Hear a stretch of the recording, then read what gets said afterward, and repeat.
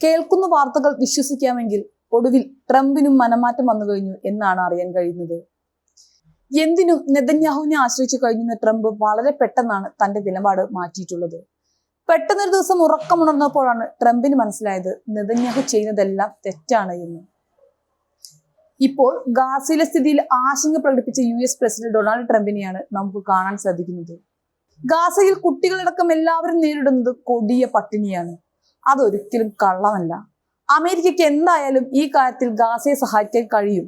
എന്ത് വില കൊടുത്തും ഞങ്ങൾ അത് ചെയ്യുമെന്നാണ് ട്രംപ് പറയുന്നത്.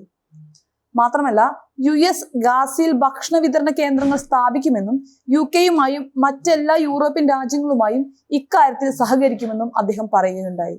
പുതിയ ഭക്ഷണ കേന്ദ്രങ്ങൾക്ക് അതിരുകളൊന്നും ഉണ്ടാകില്ല. ആളുകൾക്ക് അകത്തേക്ക് ഈസിയായി കടക്കാൻ കഴിയും. ഭക്ഷണത്തിന് 30 യാർഡ് അകലെ വേലി നിർമ്മിക്കില്ല. നിലവിലെ ഭക്ഷണ വിതരണ കേന്ദ്രങ്ങളിൽ അവർക്ക് ഭക്ഷണം കാണാൻ കഴിയും. എന്നാൽ ആർക്കും അങ്ങോട്ട് കടക്കാൻ പറ്റില്ല. കാരണം അവർ വേലികൾ സ്ഥാപിച്ചിട്ടുണ്ട്. അവിടെ നടക്കുന്നത് ഭ്രാന്താണ് എന്നാണ് അദ്ദേഹം പറയുന്നത്. മാർച്ച് മുതൽ മെയ് വരെ ഗാസയിലേക്കുള്ള സഹായ വിതരണം ഇസ്രയേൽ പൂർണ്ണമായും തടഞ്ഞിരുന്നു. പിന്നീട് ജൂണിൽ US ഇസ്രയേൽ പിന്തുണയുള്ള ഗാസ ഹ്യൂമാനിറ്റേറിയൻ ഫൗണ്ടേഷന്റെ നേതൃത്വത്തിലാണ് പ്രഹസനമായ രീതിയിൽ സഹായ വിതരണം നടത്തിയിരുന്നത്. GHF കേന്ദ്രങ്ങളിൽ ഭക്ഷണത്തിന് കാത്തിരുന്ന നൂറുകണക്കിന് മനുഷ്യരെ ഇസ്രയേൽ പ്രതിരോധ സേന വെടിവെച്ച് കൊന്നത് അന്താരാഷ്ട്ര പ്രതിഷേധം ക്ഷണിച്ചു വരുത്തിയിരുന്നു. 1000-ലധികം പേർ ഭക്ഷണം കാത്തിരിക്കവേ കൊല്ലപ്പെട്ടതായി ഗാസ ആരോഗ്യ മന്ത്രാലയം സ്ഥിരീകരിച്ചിരുന്നു. അതേസമയം മാനുഷിക സഹായത്തിനായി 3 ദിവസം 10 മണിക്കൂർ വെടിനിർത്തൽ പ്രഖ്യാപിച്ചതിനിടയിലും ഗാസയുടെ വിവിധ ഭാഗങ്ങളിൽ ആക്രമണം ശക്തമായിരിക്കുകയാണ് ഇസ്രയേൽ എന്നാണ് അറിയാൻ സാധിക്കുന്നത്. തിങ്കളാഴ്ച മാത്രം 70 പേരാണ് കൊല്ലപ്പെട്ടിട്ടുള്ളത്.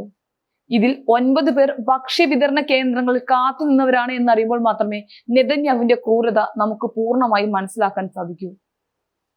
ഗാസ സിറ്റി, ദെർ അൽബലർ, മുവാസി എന്നിവിടങ്ങളിലാണ് രാവിലെ 10 മണി മുതൽ 8 മണി വരെ ഇസ്രയേൽ വെടിനിർത്തൽ പ്രഖ്യാപിച്ചിരുന്നത്. സഹായ സാധനങ്ങൾ എത്തിക്കുന്നതിനായി റഫ അതിർത്തി തുറക്കുകയും ചെയ്തിരുന്നു. എന്നാൽ ഇതിനിടയിലും ആക്രമണത്തിന് കുറവൊന്നുമില്ല എന്ന് വേണം പറയാൻ. മധ്യ ഗാസയിലെ അൽ അവദ ആശുപത്രിയിൽ 7 പേരുടെ മൃതദേഹങ്ങളാണ് കഴിഞ്ഞ ദിവസം എത്തിച്ചേർന്നത്. അവരെല്ലാം തന്നെ ഇസ്രയേലും US-ഉം ചേർന്ന് നടത്തുന്ന ഗാസ ഹ്യൂമാനിറ്റേറിയൻ ഫൗണ്ടേഷൻ സഹായ വിതരണ കേന്ദ്രത്തിനരികിൽ വെച്ചാണ് കൊല്ലപ്പെട്ടത് എന്നാണ് ആശുപത്രി അധികൃതർ വ്യക്തമാക്കുന്നത്. സത്യം പറഞ്ഞാൽ നെതന്യാഹുവിന്റെ 10 മണിക്കൂർ വെടിനിർത്തൽ പോലെ തന്നെയാണോ ട്രംപിന്റെ ഈ മനംമാറ്റമെന്നും സംശയിക്കേണ്ടിയിരിക്കുന്നു.